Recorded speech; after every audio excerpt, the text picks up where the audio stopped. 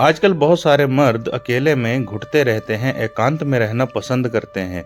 ना ही तो उनके अंदर एनर्जी के लेवल अच्छे होते हैं और ना ही कॉन्फिडेंस लेवल में कोई बूस्ट दिखता है। बात करें अगर जीवन साथी के साथ संबंधों की, तो वो भी उनके विच्छेदों में दिखते हैं। मैं कहूंगा कि डॉक्टर के पास जाने से पहले एक सवाल जरूर अपने आप से पूछना चाहिए, क्या मैं रोज जो चीज खाता हूँ वो मेरी सेहत के लिए सही है या गलत है। क्योंकि जो खाना आप रोज खाते हैं वही खाना डिसाइड करता है कि आपकी रगों में खून कितनी तेजी से दौड़ेगा और किस तरीके से आपके हार्मोन्स लेवल में रहेंगे।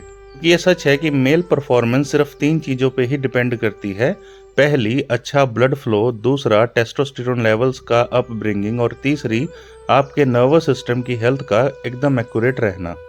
ये तीनों चीजें डायरेक्टली इम्पैक्ट होती हैं आपके रोज के खाने पीने से।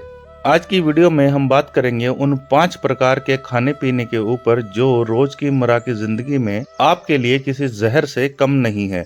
अगर हम पहले बात करें तो सबसे पहले बात करेंगे सैचुरेटेड फैट्स की, यानी डीप फ्राइड चीजों की। एग्जाम्पल के तौर पर समोसा, कचौरी, पकोड़े या फिर फ्रेंच फ्राइज जैसी आइटम्स अगर आप रोज लेते हैं तो देखिए उसका नुकसान आपको कैसे होगा। क्योंकि डीप फ्राई चीजें सिर्फ पेट हैवी नहीं करती, ये ब्लड वेसल्स के अंदर जाके उनको ब्लॉक कर देती हैं, उन्हें जाम कर देती हैं। साइंटिफिक फैक्ट्स की अगर बात करूं तो सैचुरेटेड फैट इंक्रीज कर देता है आपका एलडीएल कोलेस्ट्रॉल। एलडीएल आर्टरीज को नैरो यानी कि बारीक अंदर से कर देता है, जिसकी वजह से इरेक्टाइल डायफंक्शन टाइप इश्यूज क्रिएट हो जाते हैं। क्योंकि इरेक्टाइल टिश्यूज को प्रॉपर ब्लड फ्लो नहीं मिलता और यही कारण रहता है कि हार्ट प्रॉब्लम भी क्रिएट हो जाती है अक्सर साथ साथ आते ही।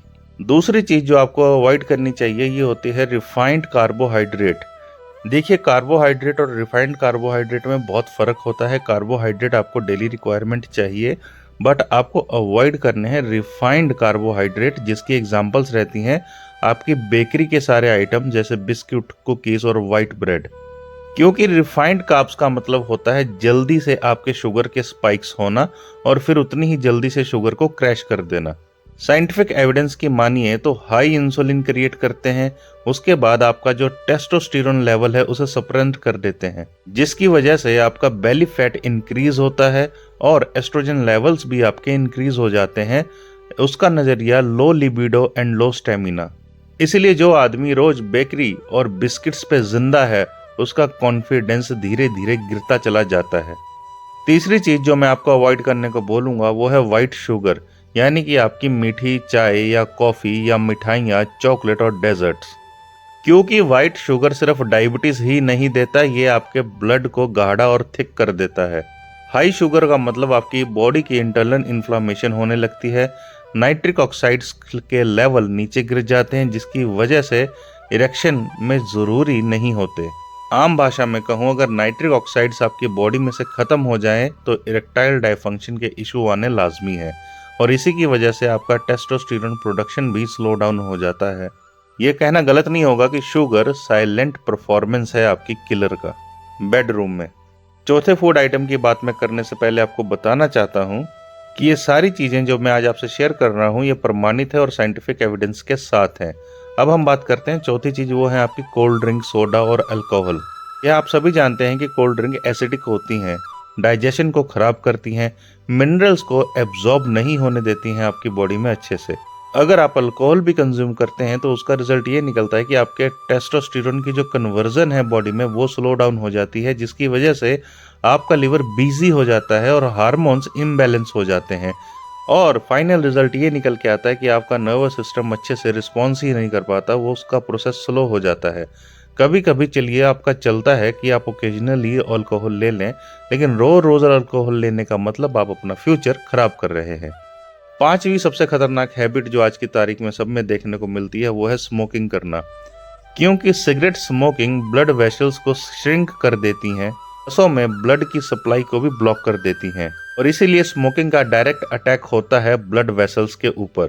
एविडेंस की बात करूं तो निकोटिन जो कि आपके धूम्रपान में होता है वो वैसो कंस्ट्रिक्शन करता है, जिसकी वजह से ब्लड फ्लो रिस्ट्रिक्टेड हो जाता है आपकी नसों में और इसी के साथ इरेक्टाइल डायफंक्शन के रिस्क 2 से 3 गुना बढ़ जाते हैं। स्मोकिंग एक टेम्पररी प्लेजर तो है, लेकिन ये परमानेंट डैमेज भी देता है। सच ये है कि कभी कभी यह खाना पीना गुनाह नहीं है। प्रॉब्लम तब होती है जब चीजें रोज के रूटीन में बन जाती है। हम देखते हैं कि लोग रोज समोसा, दाल, कचौरी ये चीजें खाते हैं। उनको ये खाना अवॉइड करना चाहिए। आपको घर का ही खाना खाइए रेगुलर, वही आपके लिए बेहतर है। क्योंकि बॉडी को ड्रग्स नहीं, बॉडी को डिसिप्लिन चाहिए। अगर आप चाहते हो कि मैं नेक्स्ट वीडियो में बताऊं परफॉर्मेंस बढ़ाने वाले नेचुरल फूड एंड हैबिट्स, तो कमेंट में लिखो पावर। वीडियो को शेयर करो क्योंकि ये बात हर मर्द को पता होनी चाहिए। वीडियो के लास्ट में मैं बस इतना ही कहूंगा कि ये एजुकेशन पर्पज से बनाया गया वीडियो था। अगर आपकी कोई भी मेडिकल कंडीशन चल रही है तो कोई भी चेंज करने से पहले अपने डॉक्टर से सलाह, कंसल्टेशन जरूर करें।